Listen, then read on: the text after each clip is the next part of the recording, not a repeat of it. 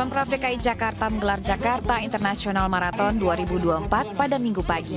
Titik start berada di Silang Barat Daya Monas, Jakarta, dan titik finish berada di Stadion Utama Gelora Bung Karno. 3 kategori diperebutkan dalam kompetisi ini, di antaranya kategori maraton 42 km, kategori half maraton 21 km, dan kategori 10 km. Lari dimulai pada pukul 4 pagi untuk kategori maraton, pukul 5 pagi untuk kategori half maraton, dan pukul 6 pagi untuk kategori 10 km. Siap di sini, 15 second. On your mark.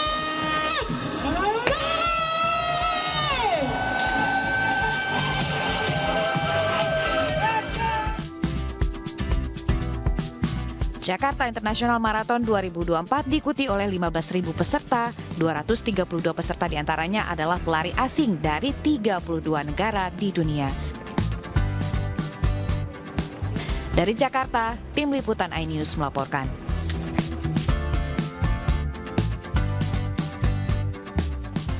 Ya, pemirsa, gelaran Jakarta International Marathon adalah rangkaian dari ulang tahun Jakarta. Dan untuk mengetahui keseruannya pemirsa, kita menuju ke titik finish peserta lari maraton bersama rekan kami ada Jen Cahyani, langsung dari Gelora Bung Karno, Jakarta. Halo, selamat siang rekan Jen, bagaimanakah jalannya maraton pada pagi hari ini hingga siang ini? Selamat siang, Pram, Aulia, dan juga pemirsa. Gelaran Jakarta International Marathon 2024 tentu saja mengundang antusias masyarakat Jakarta. Tapi tidak hanya masyarakat Jakarta saja, ada peserta yang mengikuti Jakarta International Marathon ini dari berbagai negara di dunia ya. Dari 15.000 peserta yang mengikuti Jakarta International Marathon, ada 232 peserta dari negara asing. Dan kalau dilihat dari keikutan atau masyarakat yang ikut serta untuk meramaikan ya Jakarta International Marathon ini, mereka antusias ya, mereka senang karena ini merupakan salah satu gelaran kompetisi lari terbesar tahun ini dan rencananya akan diadakan setiap tahunnya. Nah, Pram, Aulia, dan juga pemirsa, saya penasaran nih kalau dari pendapat peserta bagaimana sih mereka antusiasnya. Nah, di sini saya sudah bergabung bersama ada salah satu peserta lari nih. Siapa namanya, Mas? Egar, Kak. Gimana sih antusiasnya ikut Jakarta International Marathon ini? Seru banget dari pesertanya. Aku ikut yang kelas 10K. Dengar-dengar 10K itu ada 8.000 peserta. Jadi startnya emang dibagi 4 kloter. Jadi untuk nyampe ke finish lumayan banyak kerintangannya lah. Nyalip yang pace-nya lebih pelan atau yang lebih cepat. Tapi seru sih, seru-seru. Memang biasa ikut kompetisi lari ya? Kalau kompetisi lari sebenarnya aku emang suka olahraga. Tapi akhirnya ikut 10K karena aku ngincer untuk trail run. Jadi aku pakai buat latihan. Oke, mungkin kalau misalnya tahun depan mau ada lagi, ini mau ikut lagi nggak sih? Pasti ikut lagi.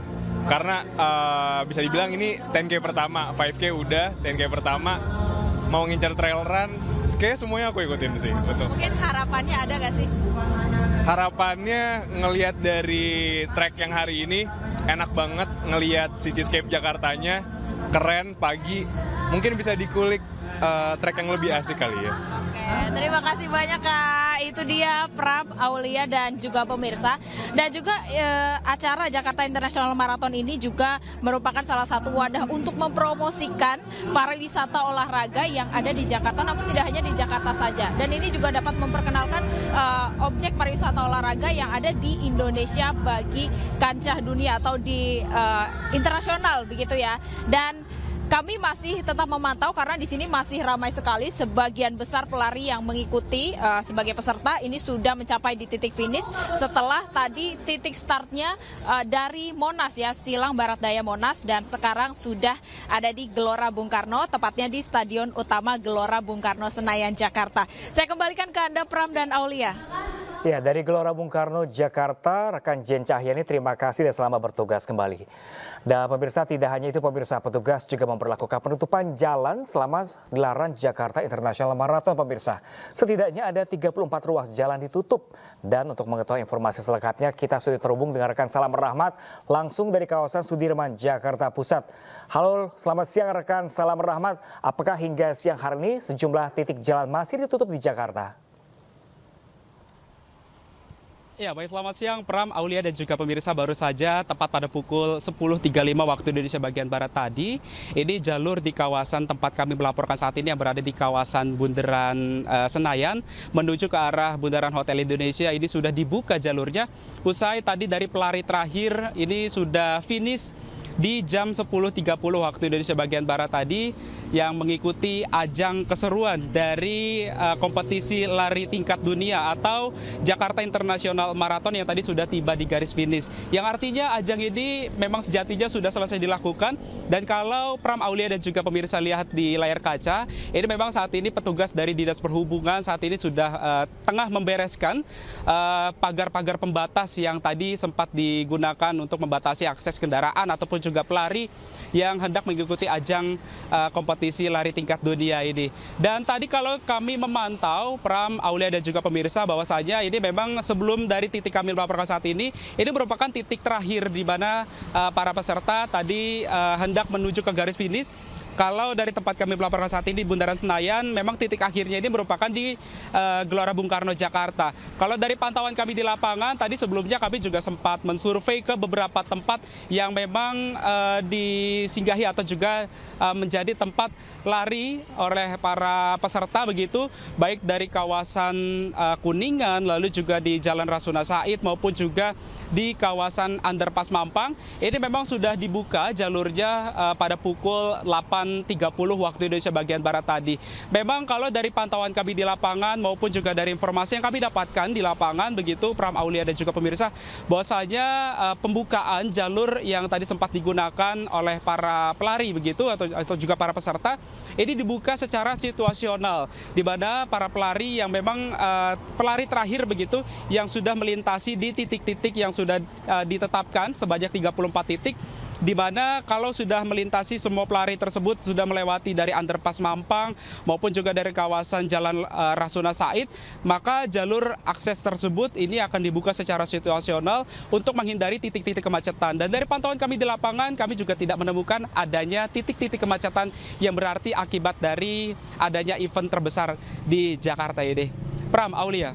Baik rekan Salam Rahmat, kami masih menanti update terbaru dari Anda langsung dari kawasan Sudirman, Jakarta. Terima kasih dan selamat bertugas kembali. Ya pemirsa, kota Jakarta memasuki usianya ke-497 tahun. Di momen ulang tahun kali ini sekaligus melepas status ibu kota negara menjadi daerah khusus Jakarta.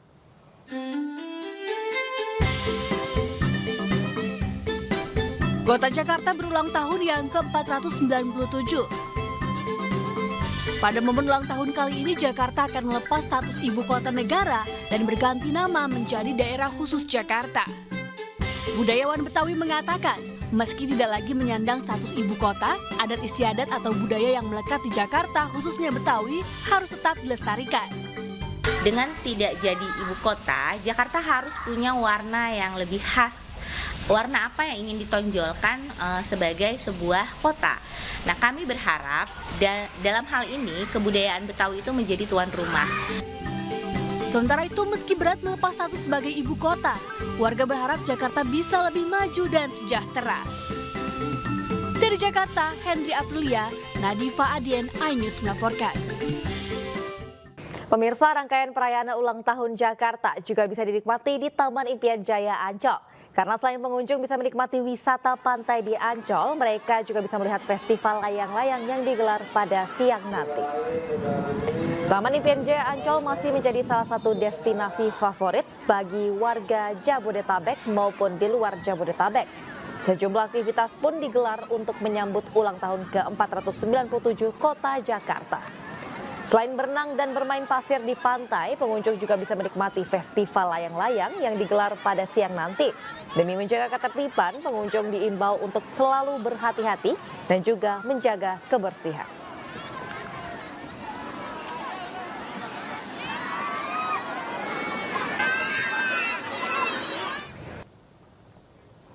Ya pemirsa, puluhan santri dan guru salah satu pondok pesantren di Surabaya, Jawa Timur terjebak di dalam sebuah lift. Selama setengah jam terjebak, seluruh penumpang berupaya tetap tenang hingga petugas datang untuk evakuasi. Ya Allah, tenang nak, jangan gerak, jangan kayak dulu ini. Personil Damkar Kota Surabaya, Jawa Timur menjebol plafon lift untuk mengevakuasi penumpang yang berada di dalamnya.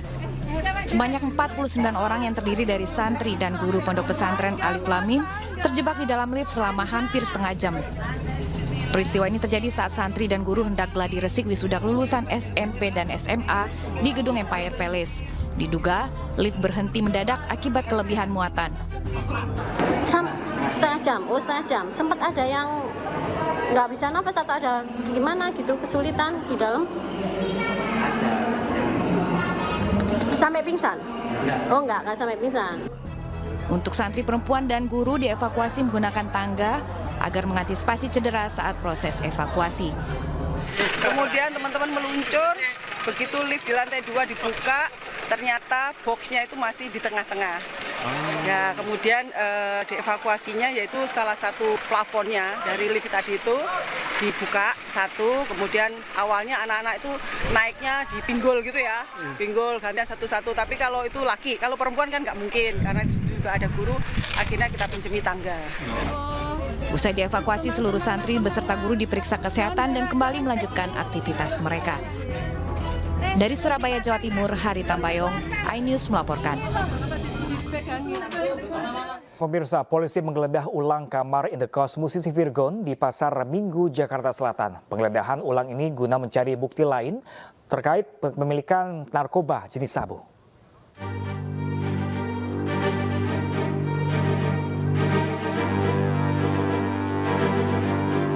Polisi menggeledah ulang kamar indekos penyanyi Virgon di kawasan Pasar Minggu, Jakarta Selatan. Penggeledahan ulang untuk mencari barang bukti lain terkait kepemilikan narkoba jenis sabu. Saat penggeledahan, Virgon dan teman wanitanya ikut dihadirkan.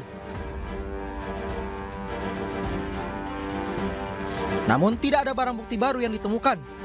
Polisi kini telah mengantongi identitas pemasok narkoba kepada Virgon.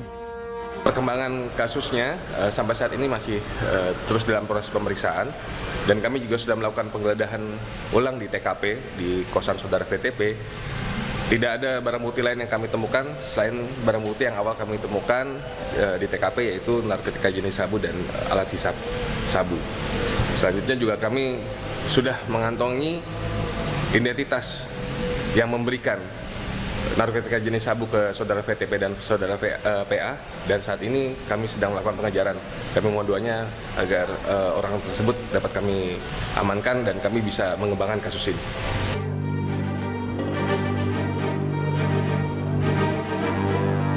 Sebelumnya musisi Virgon diringkus polisi di kamar indekosnya pada Kamis dini hari. Mantan suami Inara Rusli ini diringkus bersama teman wanitanya berinisial PA. Saat penangkapan, polisi menemukan barang bukti 1 klip sabu dan alat hisap. Kemudian dari hasil tes urin, Virgon dan PA dinyatakan positif mengonsumsi narkoba jenis sabu.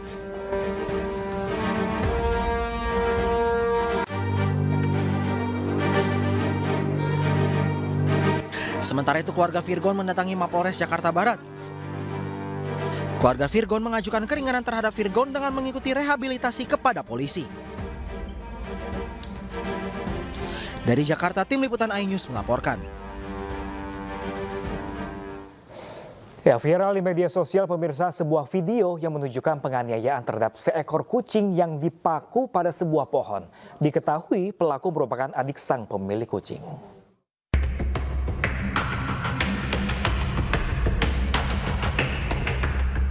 Media sosial dihebohkan dengan sebuah unggahan yang menunjukkan seekor kucing yang mati dengan bagian kaki dipaku pada sebuah pohon. Peristiwa ini terjadi di perumahan Puncak Permata Sengkaling, Kecamatan Dau, Kabupaten Malang, Jawa Timur. Kucing ini ditemukan oleh pemiliknya dalam keadaan dipaku di sebuah pohon yang berada di depan pagar rumahnya. Temuan ini pun kemudian diunggah di media sosial dan ramai menjadi perbincangan netizen. Polisi akhirnya berhasil mengidentifikasi pelaku berinisial IW 40 tahun yang merupakan saudara tiri pemilik kucing. Menurut polisi, pelaku kesal dengan kucing milik kakaknya karena dianggap nakal sering buang air sembarangan.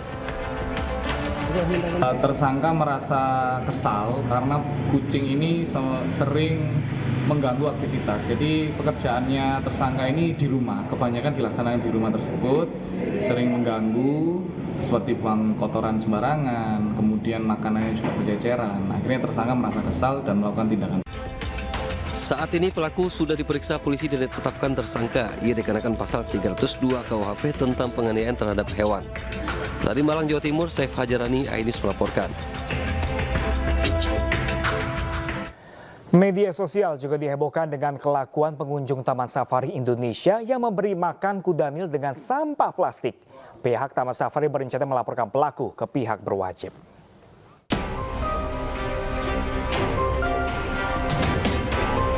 Beginilah aksi pengunjung Taman Safari Indonesia Cisarua, Bogor, Jawa Barat yang menuai protes dari berbagai pihak di media sosial. Dalam video terlihat tangan pengunjung dari dalam mobil silver memberi makan satwa kudanil dengan sampah plastik setelah sebelumnya memberi makan sayuran wortel. Akibat viralnya video tersebut, pihak Taman Safari Indonesia melakukan investigasi dan berniat melaporkannya kepada pihak kepolisian. Dan ada juga pengunjung yang baik hati yang merekam juga. Bahkan juga kita sudah mengantongkan nomornya. Kami juga sudah lapor kepada kepolisian dan polisi sedang mencarinya. Nomor polisi kendaraan. Nomor kendaraannya. Jadi sudah tahu juga. Tapi memang alamiah itu si Ipo ini juga sudah tahu bahwa ini tidak bakaran, dia dimuntahkan. Oh, dimuntahkan lagi, Pak. Jadi kita ada gambarnya, Pak? Nah, ini gambar ada. Iya. Nah, jadi tidak jadi dimakan ya, Pak ya? Tidak dimakan, tetapi ya ini nggak boleh. Pihak Taman Safari mengaku kejadian ini bukan kali pertama setelah sebelumnya hewan yang sama diberi makan botol plastik serta minuman keras. Pihak Taman Safari berterima kasih kepada warga yang telah mengunggah video tersebut dan kepada pelaku yang telah melemparkan sampah pada mulut kudanil. Pihak Safari tetap akan memproses sesuai aturan yang berlaku. Dari Bogor, Jawa Barat, Wildan Hidayat, iNews melaporkan. Sementara itu pemirsa, pemakaman remaja berusia 13 tahun yang ditemukan tewas diduga dianiaya oknum polisi diiringi isak tangis keluarga di Padang, Sumatera Barat. 30 orang anggota Direktorat Samapta Polda Sumbar diperiksa karena diduga menganiaya korban.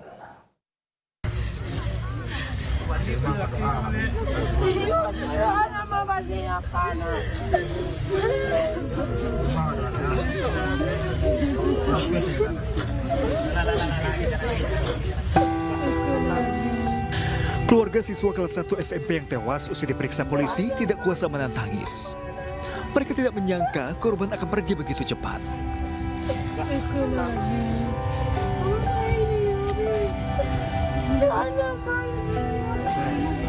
Pemakaman korban dihadiri ratusan warga Kampung Baru, Padang, Sumatera Barat. Warga dan keluarga yang hadir mempertanyakan kondisi tubuh Afif yang penuh luka lebam lantaran korban dalam keadaan sehat saat pergi bersama teman-temannya. Keluarga pun meminta polisi untuk melakukan otopsi. Namun hingga saat ini belum mendapatkan hasilnya. Keluarga pun telah membuat laporan ke Mapolresta Padang. Saya pun dah lihat pas sebelum otopsi, ininya merah-merah kayak memar. Belahnya enggak, hidungnya aja kayak dipukul. Ini aja bang, kayak memar semua. Katanya bagus di otopsi, kan? Tapi kabar otopsi itu belum ada. Tadi sudah diotopsi berarti ya, Pak? Hasilnya keluarga sudah tahu, Pak? Belum. Hingga kini, polisi masih menunggu hasil otopsi yang telah dilakukan usai jenazah ditemukan. Jasad korban diotopsi di Rumah Sakit Bayangkara, Polda Sumbar. Nah, sampai saat ini kita masih terus melakukan proses penyelidikan untuk mengungkap penyebab daripada meninggalnya saudara Afif Maulana. Sudah berapa orang saksi yang diperiksa kemarin? Jadi untuk saksi total seluruhnya kurang lebih 35 orang saksi sudah kita lakukan pemeriksaan untuk diminta keterangannya, dan dalam hal ini kita pun juga bergabung dengan Bitpropam Polda Sumbar. Sebelumnya, seorang anak laki-laki berusia 13 tahun bernama Afif Maulana ditemukan tewas di bawah jembatan Kuranji, Kota Padang pada 9 Juni lalu. Di tubuh korban juga ditemukan sejumlah luka lebam yang diduga akibat penganiayaan. 13 35 saksi sudah diperiksa terkait kasus ini, terdiri dari 5 orang warga dan 30 orang anggota di Samapta, Polda Sumatera Barat. Pemeriksaan 30 personil polisi ini terkait dengan penangkapan rombongan konvoi motor yang terindikasi hendak tawuran pada dini hari 9 Juni lalu. Diduga korban yang saat itu berada di lokasi kejadian ikut ditangkap dan kemudian ditemukan tewas pada pagi harinya. Dari Padang, Sumatera Barat, Budi Sunandar, iNews melaporkan. Pemirsa, terima kasih Anda masih di iNews Siang. Tim pencari fakta independen melaporkan adanya dugaan obstruction of justice atau perintangan penyidikan di kasus Vina dan juga Eki. Bahkan mereka mengaku untuk menemukan bukti adanya upaya penyuapan kepada saksi untuk mengubah keterangannya.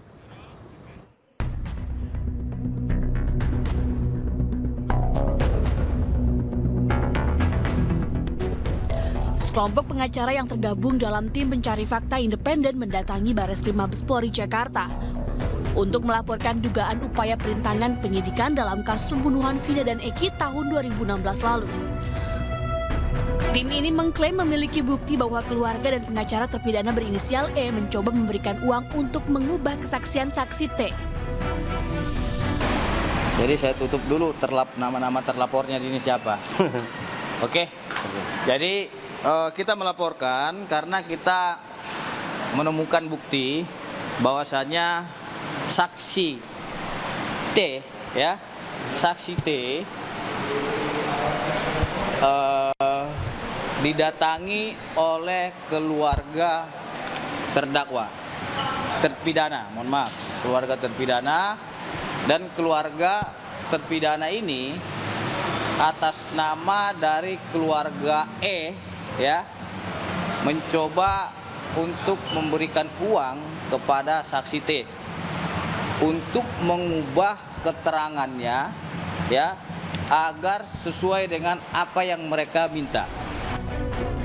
Sebelumnya, keluarga salah satu terpidana kasus pembunuhan Vina dan Eki membantah telah mengarahkan dan mengiming-imingi saksi dengan uang.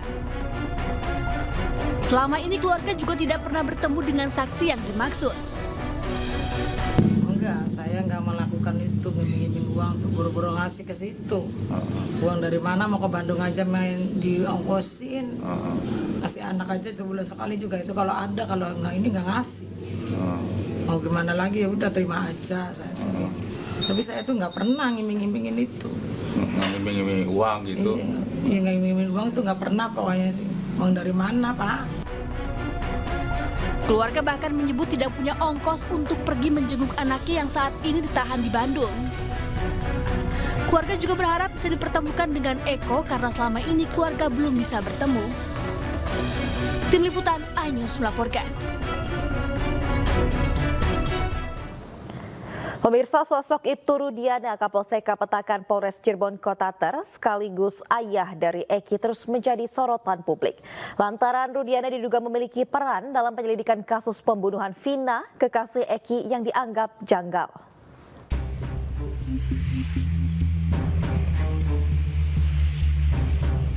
Tahun 2016, Rudiana menjabat sebagai Kanit Narkoba di Polres Cirebon Kota, Jawa Barat. Sedangkan yang seharusnya melakukan penyidikan itu dilakukan oleh personil reserse kriminal. Setelah kasus ini kembali mencuat, keberadaan Rudiana menjadi misteri karena tak diketahui di mana ia berada. Awak media mencoba mendatangi kantor Polsek Petakan di mana Rudiana bertugas. Saat awak media mencoba masuk, disambut oleh sejumlah petugas yang ramah dan mereka mengkonfirmasi bahwa Ibtu Rudiana memang bertugas di sana. Namun saat itu Rudiana sedang tidak berada di tempat karena sedang ada kegiatan di luar. Ketika ditanyakan tentang kepulangannya, petugas tidak mengetahui pastinya. Namun mereka menyebut Rudiana sempat hadir pagi tadi untuk memimpin apel. Awak media juga mencoba mendatangi lebih dekat ruangan kerja Rudiana yang bertutup rapat dan plang nama yang biasanya tergantung di depan pintu tidak terpampang.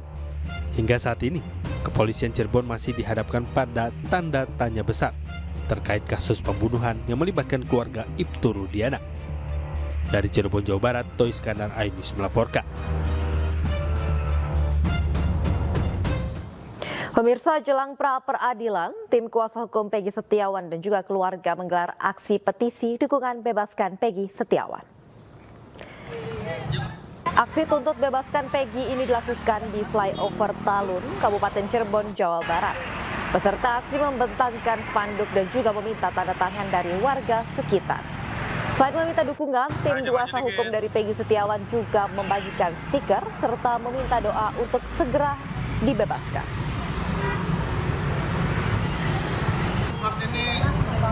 Saya banyak yang mendukung, anak saya tidak salah, jadi semua orang ikut simpatik pada anak saya. Tadi ikut sempat bubuhin tangan, tanda tangan. Tanda tangan. Masyarakat juga banyak pada ikut tanda tangan.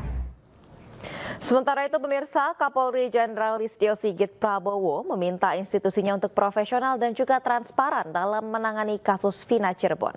Kapolri juga meminta proses hukum terhadap tersangka Peggy Setiawan dilakukan dengan scientific crime investigation atau investigasi berbasis ilmiah. Rekan-rekan melihat bahwa terkait dengan kasus Vina ini kan menjadi perhatian publik. Kami sudah pesan kepada Polda Jawa Barat dan juga menurunkan tim asistensi dari Propam, dari Irwasum, dari Baris Krim Polri karena memang peristiwanya terjadi 2016. Hingga kita minta bahwa ini menjadi perhatian publik, hingga kita minta semuanya untuk turun melihat peristiwa yang terjadi, walaupun saat ini sebenarnya kasus tersebut sudah ada di pengadilan ya, sudah ada putusan inkrah kasasi, namun demikian kami minta untuk didalami. Tentunya ini ada proses yang sedang dilaksanakan oleh Polda Jawa Barat terkait penanganan Peggy, ini juga menjadi perhatian publik. Saya minta untuk itu juga, apabila memang betul diproses, maka alat buktinya harus cukup dan tentunya akan lebih baik apabila semuanya dilengkapi dengan scientific crime investigation, artinya itu adalah bukti yang tidak terbantahkan. Namun demikian tentunya ada alat-alat bukti, barang bukti lain yang juga tentunya diatur di dalam KUHP yang harus dilengkapi oleh rekan-rekan. Saya kira kami minta agar kasus tersebut betul-betul ditangani secara tuntas, profesional, transparan, karena ini menjadi perhatian publik. Terima kasih Anda masih di Anyu Siang pemirsa. Sujud syukur warnai kedatangan 370 jemaah haji kloter pertama di Baraksi Surabaya, Jawa Timur, dan para jemaah tiba dengan selamat di Bandara Juanda pada Sabtu malam.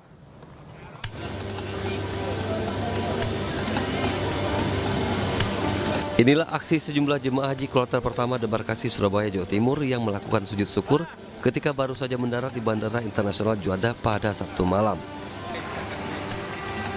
Pada malam ini terdapat sebanyak 370 jemaah haji yang tiba di tanah air dan seluruhnya berasal dari Bojonegoro.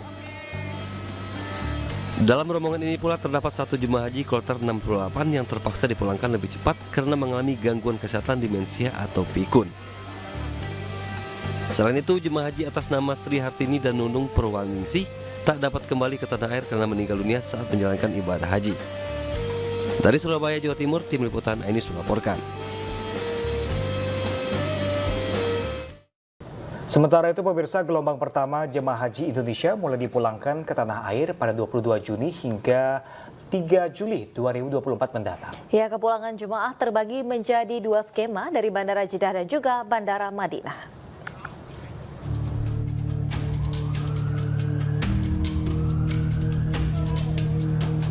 Usai menyelesaikan seluruh rangkaian ibadah haji, fase pemulangan gelombang pertama jemaah haji akan dimulai pada Sabtu 22 Juni hingga 3 Juli 2024 mendatang. Sementara untuk gelombang 2 jemaah haji mulai dipulangkan dari Madinah pada 4 hingga 21 Juli 2024. Pemulangan jemaah haji Indonesia terbagi menjadi 2 skema, yakni dari Bandara King Abdul Aziz Jeddah dan Bandara Madinah. Haji. Ya, adapun untuk pemulangan jamaah haji ini ya akan berada di 2 tempat, yaitu di Jeddah dan di Madinah. Ya, ada kurang lebih 49 kloter yang akan diberangkatkan pada gelombang pertama ini melalui Madinah. Dan insya Allah petugas Dakar Bandara siap ya mulai tanggal 22, di mana fase pemulangan gelombang 1 ini dimulai tanggal 22 sampai dengan tanggal 3 Juli. Tercatat pada tahun ini terdapat sebanyak 241.000 jemaah haji Indonesia yang terdiri dari 320 jemaah haji reguler dan 27.680 jemaah haji khusus. Jadwal kepulangan jemaah haji Indonesia 2024 per embarkasi pada awal keberangkatan akan tiba berangsur-angsur sesuai jadwal di Indonesia. Tim Liputan iNews melaporkan. Pemirsa, rangkaian puncak ibadah haji telah usai dan sebelum kembali ke tanah air, jemaah menyempatkan diri untuk berziarah ke makam Ma'la. Ya, di pemakaman Ma'la pemirsa adalah salah satu tempat bersejarah karena sejumlah keluarga dan sahabat Rasulullah dimakamkan.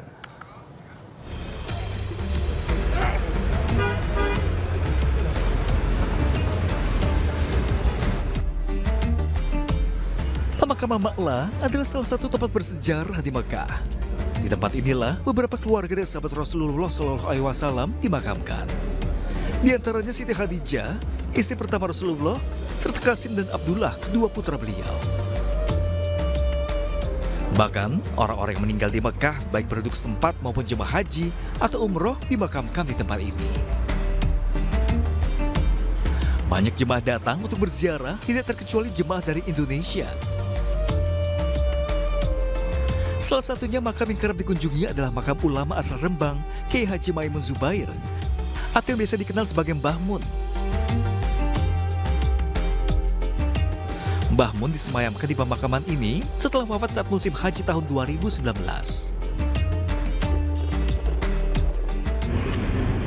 Sholat asar tadi di Masjidil Haram. Nah, kebetulan dari hotel kami di 501-88 Sragen, setelah rangkaian haji selesai, nah kita pengen ziarah ke makam ulama besar dari Sragen yang dimakamkan di dekat komplek pemakaman Sayyidatina Siti Khadijah Kubro. Alhamdulillah bisa hadir di sini, rawuh silaturahim, ziarah bersama bapak-bapak petugas ibadah haji Indonesia. Alhamdulillah luar biasa. Bisa bertemu, bisa ziarah bareng-bareng. Hingga saat ini, Ma'la dikelilingi dinding pembatas yang meluas ke lereng Gunung Hujun. Posisi makam pun dibagi dua bagian, yakni bagian utara meliputi kuburan Bani Hashim dan bagian selatan kuburan keturunan Rasulullah. Dari Mekah, Arab Saudi, Tim Liputan iNews melaporkan. Kita ke informasi selanjutnya, pemirsa. Sudah 4 hari server Pusat Data Nasional mengalami gangguan. Akibatnya imigrasi melakukan pemeriksaan dokumen secara manual. Guna menghindari terjadinya keterlambatan dan antrian penumpang saat pemeriksaan dokumen keimigrasian, sejumlah penumpang rela datang 4 jam lebih awal ke Bandara Soekarno-Hatta.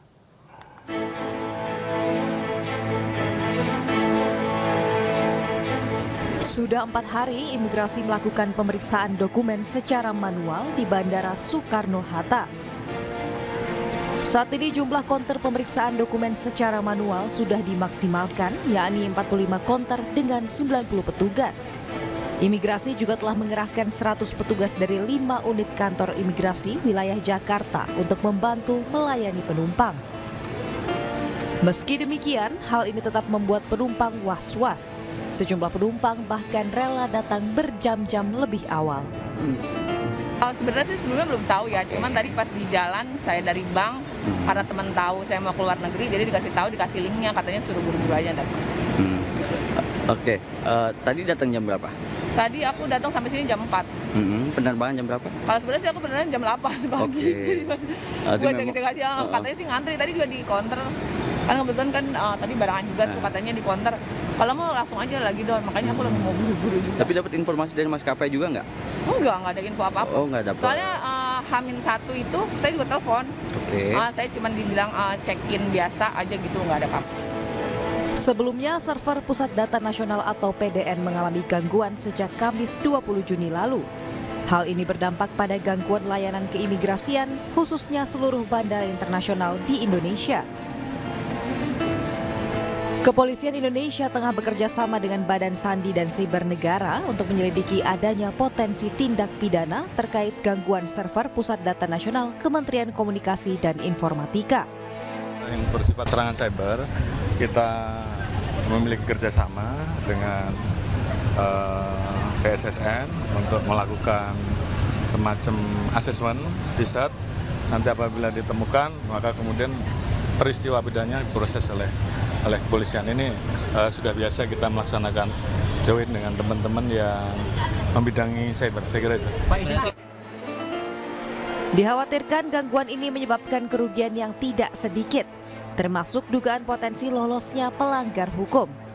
Adapun sistem PDN tidak hanya digunakan oleh Ditjen Imigrasi, sistem tersebut juga digunakan banyak kementerian dan lembaga lainnya. Tim Liputan iNews melaporkan. Pemirsa, pengusaha sekaligus mantan Menteri Pendayagunaan BUMN Tanri Abeng meninggal dunia dini hari tadi. Tanri Abeng meninggal dunia di usia 82 tahun. Almarhum Tanri Abeng meninggal dunia pada pukul 2.30 waktu Indonesia Barat di Rumah Sakit Medistra, Jakarta. Jenazah rencananya akan disemayamkan di rumah duka Jalan Simpruk Golf 13, Jakarta Selatan. Almarhum meninggalkan 3 anak dan juga 4 orang cucu. Sejumlah tokoh hingga menteri hadir ke rumah duka dan mengaku kehilangan tokoh penting Indonesia. Ya, innalillahi wa inna ilaihi raji'un. Kita semua hari ini turut berduka atas kepergian almarhum putra terbaik bangsa, Pak Tanri Abeng. Beliau adalah senior saya di PII dan waktu saya kuliah banyak dibantu oleh almarhum. Dan kami rata-rata aktivis dari wilayah timur ketika beliau masih menjabat, baik di zamannya Pak Harto maupun setelah itu banyak berkomunikasi. Sahabat saya sama-sama di kabinet dulu, beliau menteri BUMN, dan saya lihat pandangannya ke depan itu sangat bagus. Dan memang seorang futuristik yang brilian. Namun waktunya kurang cukup ya. Duduk di kementerian yang. Kita ke informasi lainnya, pemirsa. Kajian Artificial Intelligence atau kecerdasan buatan Islami menjadi fokus aktivitas keilmuan di Aula At-Taqwa Sriwijaya di Kebayoran Baru, Jakarta Selatan. Pusat kajian ini akan mencetak generasi-generasi yang mampu membangun peradaban sesuai zaman.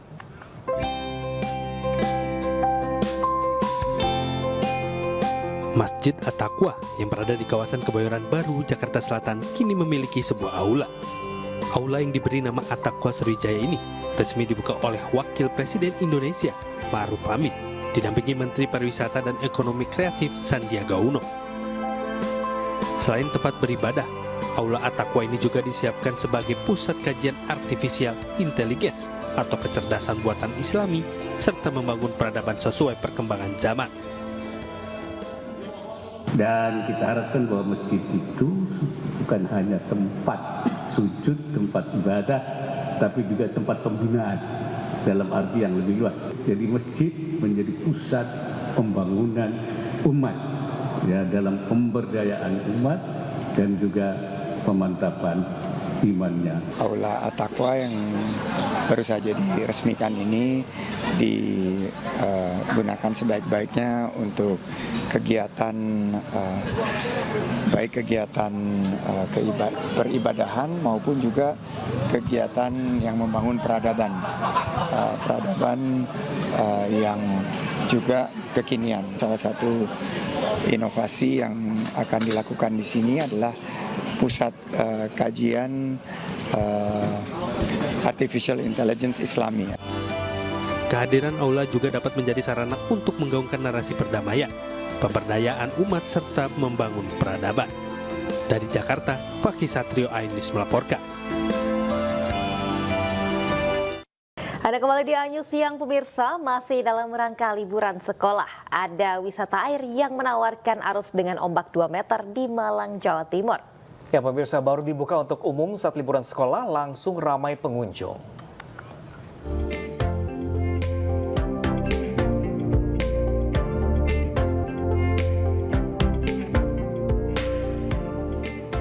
Libur sekolah telah tiba, objek wisata pun dipadati warga.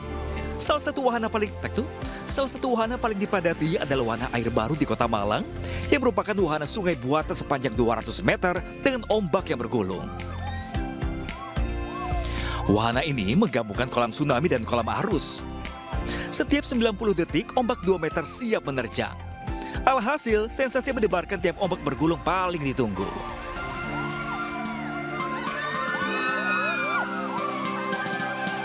Terjangan ombak tsunami 5 meter juga membuat pengunjung digulung ombak dan arus balik justru menarik dan membuat pengunjung ketagihan.